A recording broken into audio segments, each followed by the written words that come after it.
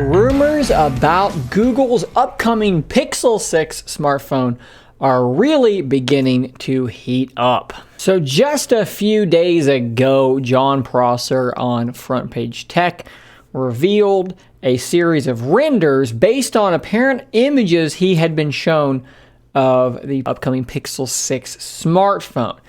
So what I want to do first is I want to show you this tweet here that is apparently a correction here. On the Pixel 6 Pro, you've got 3 cameras.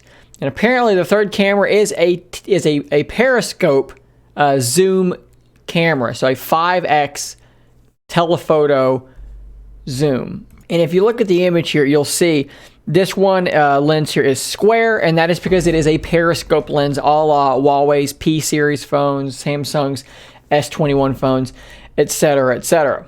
So that's a big thing to get out of the way first.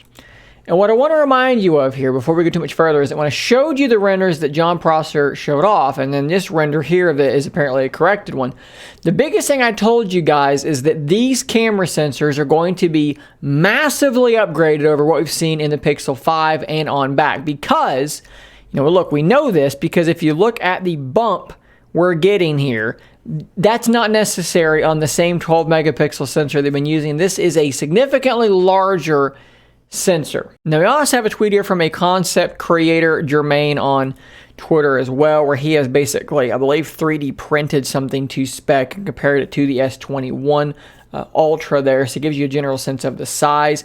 I believe that is, I don't think that is the Pro version because I only see 2 lenses there. Maybe the Pro version's bigger. But anyways, that should give you a little bit of sense of size here. Max Weinbach just went on a podcast called Mobile Tech Podcast. He is somewhat of an insider, a bit of a leaker. He's a leaky boy, as they say. No one says that.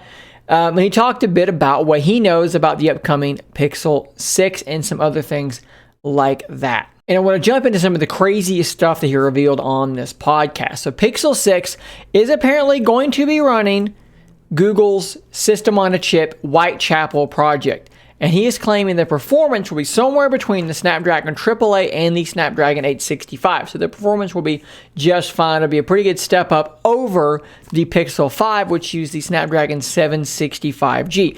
So you may be asking yourself, why not use Qualcomm's processor? Heck, Google's, in bed with Samsung now. Why not just use Samsung, an Exynos processor or something? Why make your own processor here? He says the reason is because Google's Whitechapel CPU will have their own custom NPU, which is a neural processing unit. And on top of that, the ISP, which is the image signal processing pipeline, is completely custom designed. What does that mean?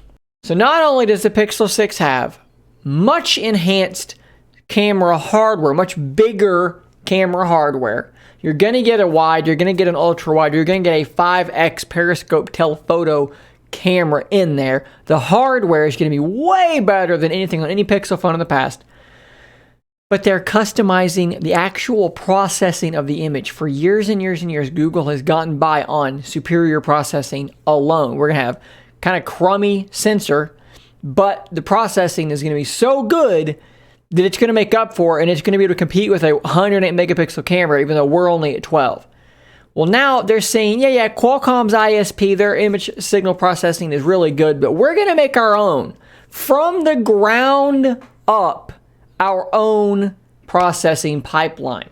So not only is the hardware getting better, the software that actually processes it may also be improving a lot. What is the result of this? Pixel 6's camera is going to be an absolute world beater. I promise you this. It is going to be one of, if not the best cameras on the market. I would actually be shocked if it wasn't the best camera on the market. Will they be able to catch up with Apple in terms of video? I don't know. Apple has such a dominant lead there in terms of video. It's hard to say for sure, but the photography itself, look out. He also does say that the Pixel 6 Pro will have a 120Hz QHD display with a 5,000 mAh battery. Awesome, ticking some good boxes there. The Pixel 6, the standard version, will also be 120Hz, but it will be a full HD screen. Honestly, that's fine on a smaller screen. He said he's assuming about 4,500 mAh for that battery. And apparently Google is very confident in this phone, to the point that he's claiming that the marketing budget for it will be similar to Samsung's S series phones. You're going to see this thing around. You see it in commercials. They're willing to spend money on it because they're confident in this product. So when is he expecting the Pixel 6 to drop? Well, we're having these chip shortages. It's difficult to get stuff manufactured right now. They're hoping for October, but if there's problems, it may get pushed back to November. So we should be hearing more solid information here as the days, weeks, months continue to go by as we approach October. Personally, I'm just super excited to see what kind of pictures this thing is going to be able to crank out. I love mobile photography, and it looks like Google is positioning themselves to do what we've all been begging them to do, and maybe even to go a step further. We've been saying for years, Google, put a modern sensor in your phone. And now they're going to say, yeah, we're going to do all that, but we're also going to totally redesign the software on the silicon side, brand new image processing pipeline, and we're just going to blow everybody else out of the water. Super exciting stuff, guys. Stay tuned for more coverage just like this as we get closer to the Pixel 6 and Pixel 6 Pro launch. And as we do wait for that news, stay nerdy, my friends.